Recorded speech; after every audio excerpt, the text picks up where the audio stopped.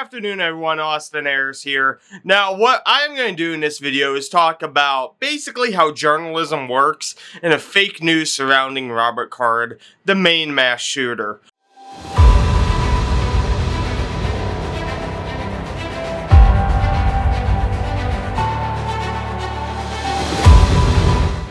Now, first thing I want you to understand is in events like this, it's very chaotic.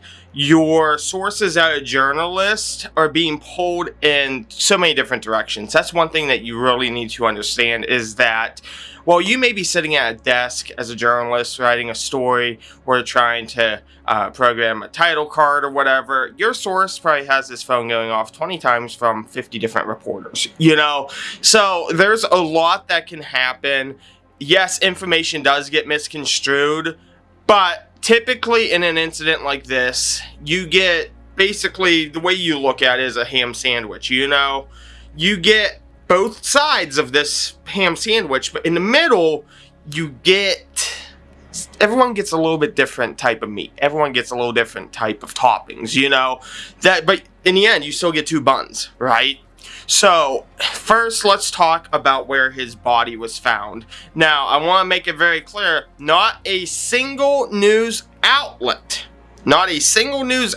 stated he was found inside of a tractor trailer. The trailer portion of a tractor trailer, a semi-trailer. Not a single source stated this last night when we broke the news. So I knew at around 8:30 that he was found dead. Other sources like CNN, Fox, and the ABC, they got that information. And again, remember how I've said about how it takes time to go from the reporter to the news director to getting it up on the screen? They had it up around 9:20 p.m. So it took about 50 minutes because they had to fact check that as well. Was I correct that he was found dead? Yes, my source was correct on that. Mind you, a lot of those news agencies said he was found in the water, near the water, in the woods, on a walking trail, or a dumpster. All five were wrong, including my source, who said, now, here's what I'm going to say. My source was part of a nearby dive team. He was part of a nearby dive team. There was multiple dive teams set up as they were spanning that river. So, it is my understanding that my source had heard that they recovered a body, and his mind went to it came from another dive team. So that's where that came from. But not a single news station said a tractor trailer, the trailer to a tractor trailer. That would be number 6. No one said number 6. Everyone said number 5, not number 6. He was not found in the woods. Where he was actually found, there was no trees overhead, so it's not woods. He was in the parking lot of the recycling center because they stack up all of the tractor trailers along the one side. Next was the type of weapon used. So it's coming out that the FBI and ATF said that it appears to be a Ruger SFAR and a .308 caliber. Now, there was a military correspondent that a lot of people cited. Again, he was a military correspondent who said it was taken from the National Guard arms room. Now, again, this was published by many publications as well because before he was an extremely credible military correspondent, but it appears that his journalistic standards have kind of fell to the wayside. You know, a lot of people cited him, including myself, because before he was very, very credible, and then this time it was like, And then finally, the death toll counts. So the death toll counts and the wounded counts originally were 22 fatalities, 55, I believe it was 55 to 60 wounded. Again, you cannot look at it at today. You have to go back to when that news first broke. There were so many numbers that people were throwing out there. Sources were throwing it out. Sources said, you know, we have a mass casualty incident. There was over 100 people in a bowling alley. Our wounded numbers are going to be up to 50 to 60 wounded. Then there was issues involving how many people actually died, because there were some that died en route to the hospital.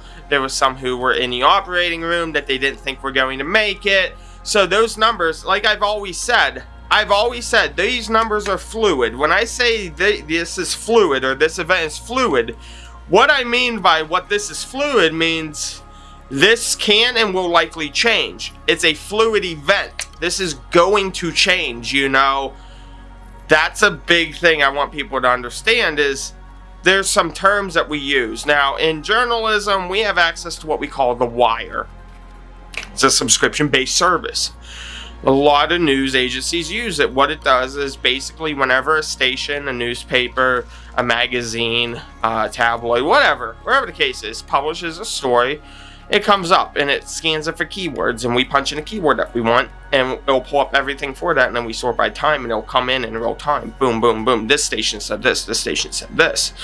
And that allows us to help fact check what we've been told, So I think I speak for all journalists, especially after the Israel and Hamas hospital bombing, when we say we all need to work better as a journalist. We all need to work better in high stress incidents like this. One final note I do want to talk about is you will find a lot more information comes out from officers off the vest. What that means is, look, I know you, I'll tell you this, but you can't put my name behind it because, they hear it from a higher up. Or that higher up is running for a political position and doesn't want to cross any ties and not possibly get reelected. So they will say stuff off the vest to us media that we cannot cite. We could just say we cannot cite, or we'll say an anonymous person or a credible source. So that's a big thing that I think a lot of people are too quick to judge. When they don't hear a name backing a statement, they immediately red flag it as fake news, misinformation, stuff like this, when in fact, look up any news story. You're going to see there's a lot, and I mean a lot of times, where news agencies will not cite 110% statement to an individual, and that is because it's off the vest, it's off the record. When I worked for the newspaper, when I worked for CBS, and if I was getting a recording and they said, okay, can I tell you something off the record, I stopped my recording. That's it. Their voice, their name is not backing that comment at that time. They're just telling me it as if I'm in passing, So, again, I think I speak for all journalists, say we do all need to work a little bit better.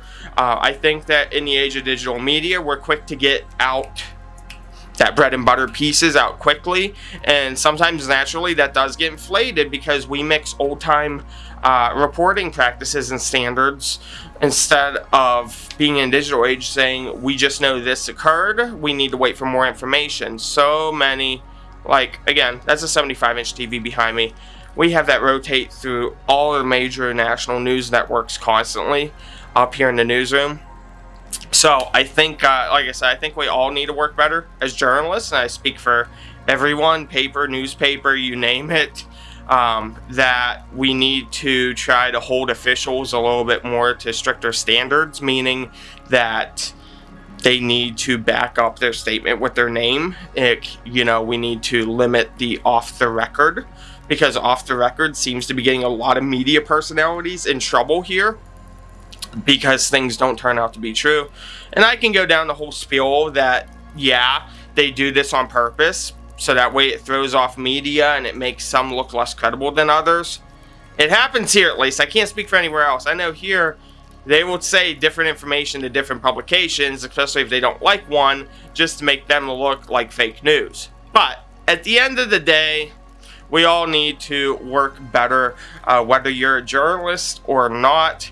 Just the spreading of misinformation and disinformation, yes, it does have harm. It can cause issues, and we try our very best to limit that. Nothing is 110% in journalism. Things slip through the cracks. It happens. Thankfully, in this case, yes, he was found dead. That was 100% accurate and correct. And at the end of the day, when you look at it, it was I think the math was 120 feet of where they found a body difference in the river. in the wood line. So it placed it within probably 500 square feet of where the body was actually. But again, we will all work better towards the better goal of digital journalism. Thank you guys so much.